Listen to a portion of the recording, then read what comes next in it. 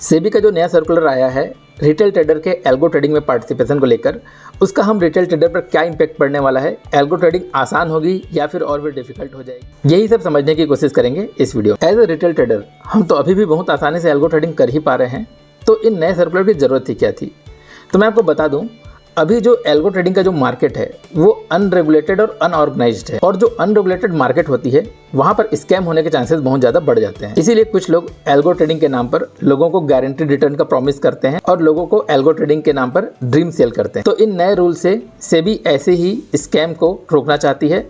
साथ ही साथ अभी सेबी को ये पता नहीं है कि कौन से ऑर्डर एल्गो के थ्रू आ रहे हैं, कौन से ऑर्डर मैनुअली आ रहे हैं, तो उन सब का डेटा भी सेबी रखना चाहती है। साथ ही साथ एल्गो ट्रेडिंग थोड़ा सा रिस्की हो सकता है इस सेंस में, जिसको अगर एल्गो ट्रेडिंग का नॉलेज नहीं है, प्रोग्रामिंग की नॉलेज नहीं है, तो हो सकता है कि एक बार एल्गो ट्रेडिंग में मल्टीपल ऑर्डर ट्रेड हो जाए। देखिए, मैनुअली आप एक बार में 100-200 ऑर्डर ट्रेड नहीं कर पाएंगे, बट एल्गो ट्रेडिंग में अगर आपकी कुछ गलती हो गई प्रोग्रामिंग में, तो एक बार में 100-200 ऑर्डर एक साथ फायर हो सकते हैं, जिससे कि एक बड़ा नुकसान हो सकता है। तो ये सारी चीज़ें ना हो, इन सारी चीज़ों के लिए ये एल्गो ट्रेडिंग से रिलेटेड सर्कुलर आया है। तो इसमें और क्या क्या बातें कही गई हैं, चलिए इसे डिटेल में देखते हैं। तो ऐसे तो इसमें बहुत सी बातें कही गई हैं, बट मैंने यहाँ पे कुछ बातों को यहाँ पे हाईलाइट करके रखा हुआ है जो हमारे को इम्पैक्ट कर सकती हैं। तो यहाँ पर ब्रोकर को, एक्सचेंजेस को और अलग अलग चीज़ों को कुछ रिस्पॉन्सिबिलिटी दी गई है। उस रिस्पॉन्सिबिलिटी के बारे में यहाँ पर समझने की कोशिश करते हैं। जैसे आपको पता होगा, एल्गो ट्रेडिंग किसके थ्रू होती है? एपीआई के थ्रू होती है। एपीआई कौन प्रोवाइड करता है? एपीआई प्रोवाइड करता है ब्रोकर। ठीक है, एपीआई क्या होता है? API is application programming interface, जो कि आपका एल्गो ट्रेडिंग जो सॉफ्टवेयर प्रोवाइडर, सॉफ्टवेयर कह लीजिए, आपका जो कोड है उसके बीच और आपका ब्रोकर में जो ऑर्डर जा रहे हैं उन दोनों के बीच में एक इंटरफेस है। ठीक है, एक ब्रिज का काम करता है और ये ब्रोकर प्रोवाइड करता है। तो ब्रोकर एपीआई प्रोवाइड करता है, तो यहाँ पर ब्रोकर्स को बहुत सी रिस्पॉन्सिबिलिटी दी गई है। तो देखिए, यहाँ पर ये जो पहला पॉइंट है इसमें ये कहा गया है कि एल्गो जो एपीआई है वो ब्रोकर प्रोवाइड करता है, तो वो एज अ प्रिंसिपल की तरह काम करेगा। और जो एल्गो प्रोवाइडर्स मतलब कौन से? जैसे ट्रेडट्रॉन, क्वांटिप्लाई, जिस पे जाके आप अपनी स्ट्रैटेजी का एल्गो बना सकते हैं, वो सारे ब्रोकर के एजेंट के जैसे काम करेंगे। ठीक है, ये बात यहाँ पे कही गई है। All the algo orders originated through API extended by broker to algo provider shall be tag this unique identifier provided by stock exchange. ठीक है, जो भी ऑर्डर्स जो हो रहे हैं वो एल्गो के थ्रू लग रहे हैं, उसमें एक यूनिक आइडेंटिफायर होना चाहिए जो स्टॉक एक्सचेंज के द्वारा दिया जाएगा। मतलब जो भी ऑर्डर एल्गो के थ्रू आ रहे हैं वो उसको आप अलग से आइडेंटिफाई कर पाओ, उसमें एक अलग से टैग होना चाहिए जिससे हम लोग ये पता लगा पाएँ कि ये ऑर्डर एल्गो के थ्रू आया है। तो वो बात यहाँ पे कही गई है। करेक्ट। यहाँ पे देखिए, ब्रोकर्स को क्या क्या रिस्पॉन्सिबिलिटी दी गई है। Brokers shall ensure that they have system and procedure in place to detect or identify and categorize all the orders above the specified threshold as algo orders। ठीक है, जो स्पेसिफाइड थ्रेशोल्ड अभी यहाँ पे लिमिट बताएगी, एल्गो ऑर्डर्स में भी एक लिमिट होगी कि आप 1 सेकंड में इतने ज़्यादा ऑर्डर ट्रिगर नहीं कर सकते। तो ये ब्रोकर का इंश्योर करना है कि कितने जो थ्रेशोल्ड लिमिट है उसमें आ रहे हैं कि नहीं एल्गो ऑर्डर्स। ठीक है, तो ये ब्रोकर की रिस्पॉन्सिबिलिटी है। Algo shall not permitted open API and allow access only through unique vendors client specific API key and static IP white listed by the broker to ensure identification and traceability of algo provider and the end user। देखिए, अभी क्या होता था, algo trader जो brokers होते थे वो एक API प्रोवाइड करते थे। उस API को यूज़ करके आप चाहे तो खुद का एक प्रोग्रामिंग कोड लिख के आप ट्रेड कर पाएँ, या फिर आप किसी एल्गो प्रोवाइडर, चाहे वो ट्रेडट्रॉन हो, क्वांटिप्लाई हो, किसी में भी उस API को यूज़ कर पाते थे। करेक्ट। बट इसमें ये कहा जा रहा है कि vendor specific, client specific API की होगी। मतलब अब आपको जो API की मिलेगी, आई थिंक, जो उसको आप एक ही वेंडर के साथ यूज़ कर पाएंगे। मतलब अगर आपको मिला है API की ट्रेडट्रॉन के लिए तो उसे आप ट्रेडट्रॉन में यूज़ कर पाएंगे, अगर आपको मिला है क्वांटिप्लाई के लिए तो उसको क्वांटिप्लाई में यूज़ कर पाएंगे, ताकि ये चीज़ हमको पता रहे, मतलब ये चीज़ को ट्रेस कर पाएँ कि कौन से एल्गो प्रोवाइडर से आपका ऑर्डर आया है और कौन से यूज़र ऑर्डर प्लेस किया है। ठीक है, मतलब हर चीज़ का ट्रेस होना चाहिए यहाँ पर इनके हिसाब से कि आप कौन सा एल्गो प्रोवाइडर यूज़ कर रहे हैं। ठीक है, एल्गो से ऑर्डर कर रहे हैं कि आप मैनुअल ऑर्डर कर रहे हैं, तो उसको ट्रेस करने के लिए ये यूनिक वेंडर स्पेसिफिक API अब आपको प्रोवाइड की जाएगी, ओपन API नहीं होगी। साथ ही साथ यहाँ पे ओपन ऑथेंटिकेटर और 2 फैक्टर ऑथेंटिकेशन की बात कही गई है। इसमें ये बताया गया है कि जिस तरीके से जैसे आप क्या होता है कि कई बार हम लोग ब्रोकर का जो आईडी और पासवर्ड होता है किसी और को बता देते हैं और कोई हमारे बिहाफ में ट्रेड करता है। ठीक है, तो इस तरीके का जो चीज़ हो वो API के साथ ना हो, इसलिए जो API में जो लॉगिन का जो सिस्टम हो वो ऑथेंटिकेटर बेस्ड हो, या फिर जो 2 फैक्टर ऑथेंटिकेशन कहा जाता है, जैसे मोबाइल में OTP आता है उस तरीके से, या फिर गूगल ऑथेंटिकेटर जैसा कि आप कुछ ब्रोकर्स को लॉगिन करने के लिए यूज़ करते होंगे, TOTP वाला सिस्टम, उस तरीके से ऑथेंटिकेशन का सिस्टम हो API को यूज़ करने के लिए। और क्या कहा गया, deal with empanelled algo provider only and handle all related complaints such as algo provider are agents of such broker. ठीक है, देखिए अभी क्या होता था, कोई भी पर्सन आ जा रहा है, अपना एक सॉफ्टवेयर बना ले रहा है, अपना सॉफ्टवेयर बेचना चाह रहा है कि हम एल्गो प्रोवाइडर हैं, एल्गो सॉफ्टवेयर आप लगा लीजिए और इससे आपको प्रॉफिट हो सकता है, ऐसे ही गलत वादे किए जा रहे हैं। ठीक है, तो अभी क्या है, अभी ये अनरेगुलेटेड मार्केट है, तो कोई भी ऐसा आपको कर पा रहा है और आप उसको यूज़ कर पा रहे हैं, बट अब आप किसी भी एल्गो सॉफ्टवेयर को रैंडमली यूज़ नहीं कर पाएंगे। आप अब उन्हीं एल्गो सॉफ्टवेयर एल्गो प्रोवाइडर्स को यूज़ कर पाएंगे जिसको ब्रोकर अलाउड करेगा, जिसको ब्रोकर इम्पैनल्ड करेगा। करेक्ट, तो ये जो ब्रोकर्स हैं, जो एक्सचेंजेस है, वो कुछ देख के ही उस एल्गो प्रोवाइडर को एक परमिशन देंगे ट्रेड करने की। करेक्ट, तो ऐसा कुछ भी अब स्कैम होने के चांसेस बहुत ही हद तक कम हो जाएंगे इससे। अब देखिए इसमें कहा गया है role and responsibility of stock broker. Stock broker को क्या रिस्पॉन्सिबिलिटी दी गई है, the facility of algo trading shall be provided by the broker only after obtaining requisites permission of the stock exchanges for each algo. मतलब हर एक algo को stock exchange से परमिशन लेने के बाद ही ब्रोकर उसकी एल्गो ट्रेडिंग की फैसिलिटी प्रोवाइड कर पाएगा। तो this is the I think difficult two point very, जहाँ पे आपको हर क्या करने का, ईच एल्गो के लिए स्टॉक एक्सचेंज से परमिशन लगेगी। ठीक है, और क्या कहा गया है, देखिए all the algo order shall be tagged with unique identifier. जैसा कि पहले भी कहा गया है कि उसका एक जो भी एल्गो ऑर्डर हो, यूनिक आइडेंटिफिकेशन उसका ID हो, ताकि उसे हम लोग ट्रेस कर पाएँ कि एल्गो ऑर्डर है, और एल्गो ऑर्डर है तो एल्गो ऑर्डर भी कहाँ से आया है, कौन से एल्गो प्रोवाइडर से आया है, ये सारी चीज़ ट्रेस होनी चाहिए।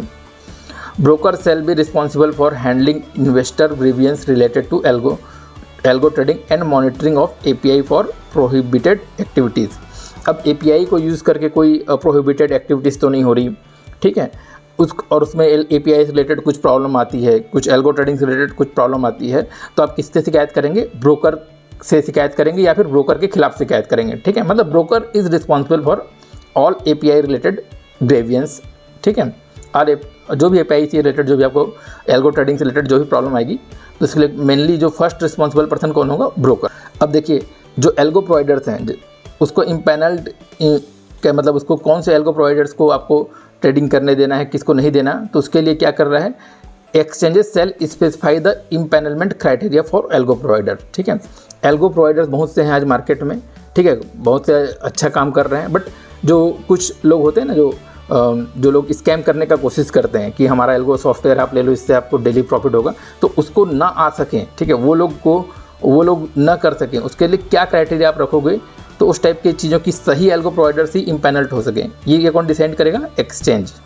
ठीक है, before on boarding an empanelled algo provider on its platform, the broker shall also do the necessary due diligence. ठीक है, एक्सचेंज तो करेगा ही, बट ब्रोकर्स को भी क्या करना है, अपने तरफ से उसे चेक करना है। एल्गो प्रोवाइडर एंड ब्रोकर में share the subscription charges and brokerage collected from the client, however prominent and complete disclosure of the all charges shall be made to the client. The broker shall also ensure that such agreements do not result in any conflict of interest.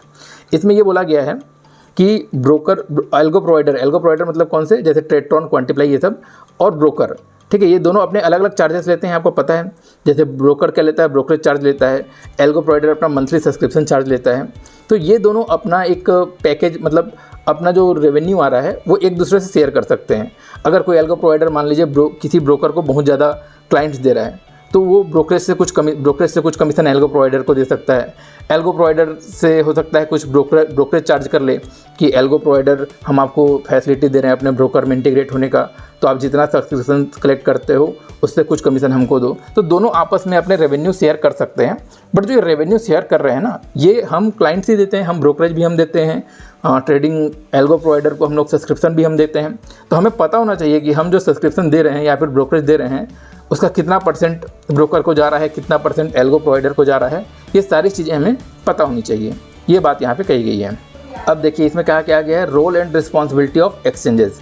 Exchanges को क्या क्या responsibility दी गई है कि आप standard operating procedure बनाइए of testing the algo. ठीक है, आप क्या बनाइए, ब्रोकर की क्या क्या रिस्पॉन्सिबिलिटी सेट करनी है वो आप बनाइए। Defining the role criteria process of empanelment of algo providers, ठीक है, कि एल्गो प्रोवाइडर को बनाइए क्राइटेरिया कि सही एल्गो प्रोवाइडर आ पाए, ठीक है। Exchanges shall be supervised, the broker have the ability to distinguish, जैसा कि मैंने बताया एल्गो ऑर्डर और नॉन एल्गो ऑर्डर के बीच में डिस्टिंग्विश कर पाए ब्रोकर, उसकी रिस्पॉन्सिबिलिटी भी एक्सचेंजेस देखे कि एक्सचेंजेस मतलब देखे ब्रोकर को मतलब मॉनिटर करे। अल्टीमेटली क्या कहा गया है, broker is the main whole sole working person, ठीक है, एक वर्किंग पर्सन मेनली कौन है, ब्रोकर है, और बट ब्रोकर को मॉनिटर कौन करेगा, एक्सचेंज करेगा। ये सारी बात यहाँ पे कही गई है। Registration process for algo and the circumstances in which re approval cell be required. अब देखिए आपने कोई एक एल्गो के लिए परमिशन ले ली एक्सचेंजेस से, बट आपने उसमें कुछ चेंज किए, तो हो सकता है आपको क्या करे, उसके अब री अप्रूवल लेना पड़े उसका। तो ये सब भी कब आपको री अप्रूवल लेना पड़ेगा एल्गो का, वो सारी चीज़ें भी एक्सचेंजेस देखेगा। Measure to enhance the confidentiality of retail algo strategies including confidentiality clause, non disclosure agreements, encryption, submission, extra. देखिए कोई भी पर्सन ये नहीं चाहेगा कि उसकी एल्गो स्ट्रेटजी का पता सबको चल जाए, ठीक है, कोई भी दूसरा ट्रेडर या फिर ब्रोकर को भी पता चले, ये कोई नहीं चाहेगा। तो ये इंश्योर करना कि जो एल्गो ट्रेडिंग की जो स्ट्रेटजी है, रिटेल एल्गो ट्रेडर की जो स्ट्रेटजी है वो कॉन्फिडेंशियल रहे, वो किसी को पता न चले, इसकी रिस्पॉन्सिबिलिटी क्या है, एक्सचेंज देखेगा। अब देखिए एल्गो को भी दो पार्ट में कैटेगराइज किया गया है, वाइट बॉक्स एल्गो और black box algo. White box algo उन एल्गो को कहा गया है जहाँ पे लॉजिक डिस्क्लोज होता है, किस लॉजिक के थ्रू ट्रेडिंग हो रही है, और उसको आप रेप्लिकेट भी कर सकते हैं, ठीक है। अब जैसे ही लॉजिक डिस्क्लोज है तो कोई भी इसे मतलब रेप्लिकेट तो कर ही सकता है, तो लॉजिक डिस्क्लोज एंड रेप्लिकेबल, इस तरह के स्ट्रेटजीज को वाइट बॉक्स एल्गो कहा गया है। ब्लैक बॉक्स, जैसे ब्लैक बॉक्स से रहता है कोई, इसके अंदर हम लोग देख नहीं सकते, तो एल्गो स्ट्रेटजीज जहाँ पे लॉजिक जो होगा नोन नहीं होगा, and the user is not replicable, इसको रेप्लिकेट नहीं कर सकते यूज़र, तो उसको ब्लैक बॉक्स एल्गो कहेगा। तो यहाँ पे ये कहा गया है जो ब्लैक बॉक्स एल्गो है वो अब रजिस्टर्ड रिसर्च एनालिस्ट ही उसको प्रोवाइड कर पाएगा, और उससे रिलेटेड जो भी रिसर्च रिपोर्ट है वो सबको उसमें मेंटेन करेगा। ये सारी चीज़ें इसमें कही गई है। और जो वाइट बॉक्स एल्गो है, जैसे उसे कुछ आप शेयर करना चाहते हैं तो केवल अपने फैमिली मेम्बर्स को ही आप शेयर कर पाएंगे, अपने फ्रेंड्स या फिर किसी अदर पर्सन को आप शेयर नहीं कर पाएंगे, नॉर्मल पर्सन। अगर ऐसा कुछ करना है तो आपको, अगर ब्लैक बॉक्स एल्गो चाहिए तो आपको रजिस्टर्ड रिसर्च एनालिस्ट होना चाहिए। ये चीज़ इसमें कही गई है।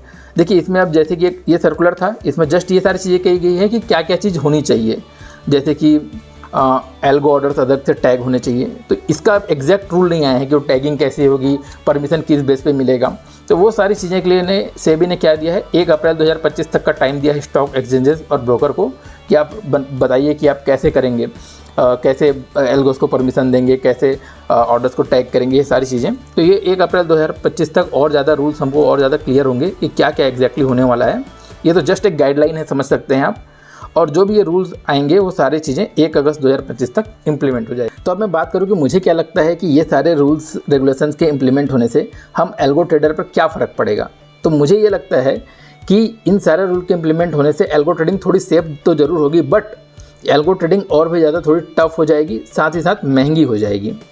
टफ मैं इसलिए बोल रहा हूँ क्योंकि अब आपको अपनी हर एक एल्गो का परमिशन लेना पड़ेगा। पहले हम अब कोई भी एल्गो स्ट्रेटजी बनाते थे, उसे जब मन चाहे डिप्लॉय कर दिए, जब मन चाहे उसमें मॉडिफिकेशन कर दिए, बट अब ऐसा नहीं हो पाएगा। आप अगर डिप्लॉय करते हैं तो भी उसको रियल ट्रेड करने के लिए एक्सचेंजेस से परमिशन लगेगा, उसमें कुछ चेंजेस करेंगे तो भी आपको हो सकता है री अप्रूवल लेना पड़े। तो चीज़ें थोड़ी टाइम टेकिंग हो जाएंगी, थोड़ा सा उसमें एक बैरियर आ गया है। तो इतना जो फास्ट एग्जीक्यूशन और जितना स्मूथली चल रहा था एल्गो ट्रेडिंग, शायद वैसा न चल पाए, थोड़ा टफ आ जाए। एल्गो ट्रेडिंग अब थोड़ी महंगी इसलिए हो सकती है क्योंकि ये बहुत से रूल्स एंड रेगुलेशंस फॉलो करने पड़ रहे हैं ब्रोकर को अपना सिस्टम बहुत से चीज़ें चेंज करनी पड़ेंगी, बहुत से नए चीज़ें इंप्लीमेंट करनी पड़ेंगी। तो ये सारी चीज़ों के लिए जो ब्रोकर में एक्स्ट्रा बर्डन आ रहा है, तो ऑब्वियसली वो रिटेल ट्रेडर से ही वसूलेगी, ठीक है। जैसा कि अभी तक अगर ज़रूरत को छोड़ दें तो बाकी सारे ब्रोकर्स अपनी जो API है वो फ्री प्रोवाइड कराते थे, बट मुझे लगता है ये सारे रूल के इम्प्लीमेंट होने से अब सारे ब्रोकर अपने API का कुछ मंथली चार्ज करें। इसलिए मुझे लगता है अब एल्गो ट्रेडिंग थोड़ी और महंगी हो जाएगी और थोड़ा और टफ हो जाएगा। आपको क्या लगता है इन रूल्स एंड रेगुलेशन के इम्प्लीमेंट होने से और क्या क्या चेंजेस हो सकते हैं, तो आप मुझे कमेंट करके ज़रूर बताइए। Thank you so much.